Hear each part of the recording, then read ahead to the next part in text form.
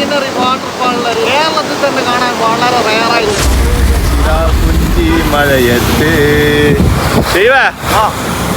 നമ്മള് നാടിങ്ങി വിട്ടായിരുന്നു മഴ പെയ്യാൻ തുടങ്ങിയില്ല. നല്ല തണുപ്പുണ്ട്. പത്തൊമ്പത് നടന്നല്ല. ഏതാ ലൊക്കേഷൻ, ഏതാ മഴ ഇവിടെ പെയ്യുന്നത് എന്ന് പറയണ്ട. നല്ല തണുപ്പ്.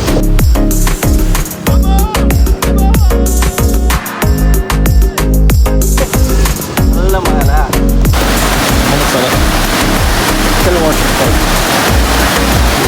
കുളിക്കാൻ പറ്റില്ലായിരുന്നു.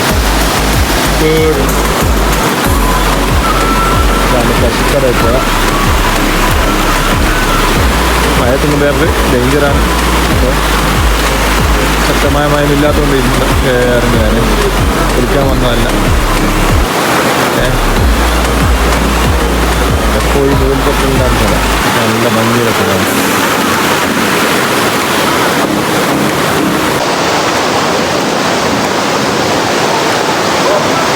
അതെ, ഇങ്ങനെ ലൊക്കേഷൻ ഉണ്ട്.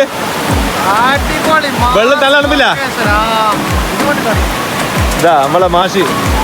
അടിപൊളി ലൊക്കേഷൻ. വേനൽക്കാലത്ത് പൊളി വൈബ്. നമ്മളൊരു റൈൻ യാത്ര ഉണ്ട്, പുതിയ ആളുകളായിട്ടുള്ളൊരു മഴയാത്ര.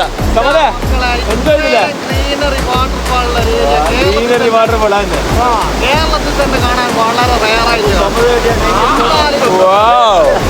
വന്നാൽ അന്നത്തെ ദിവസം തന്നെ ഡെയിലി വരേണ്ട ഒരു സ്ഥലമാണ്. എന്നാ നാളെ വന്നാലോ? മക്കളെ, നാട്ടിൽ നിന്നാ ഇതൊന്നും കിട്ടൂല.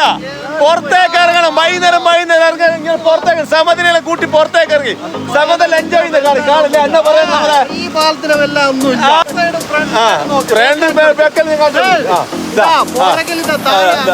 പുറകിലും ബാക്കിലല്ല.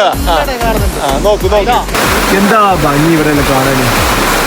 ഒരു വൈകുന്നേരം എല്ലാം ഇങ്ങോട്ട് പോന്നാൽ നമുക്ക് ടൈം സ്പെൻഡ് ചെയ്യാൻ പറ്റിയൊരു സ്ഥലമാണ്. പക്ഷെങ്കിൽ മഴയത്ത് വരാത്ത തന്നെയാണ് നല്ലത്. ഇവിടെ ശക്തമായ മഴ ഇല്ലാത്തതുകൊണ്ടാണ് ഇങ്ങോട്ട് വന്നത്.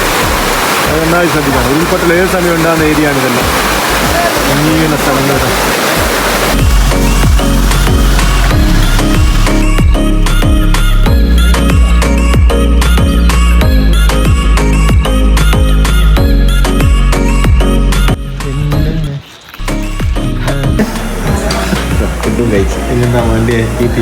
ഷേവിന്റെ ട്രീറ്റാ?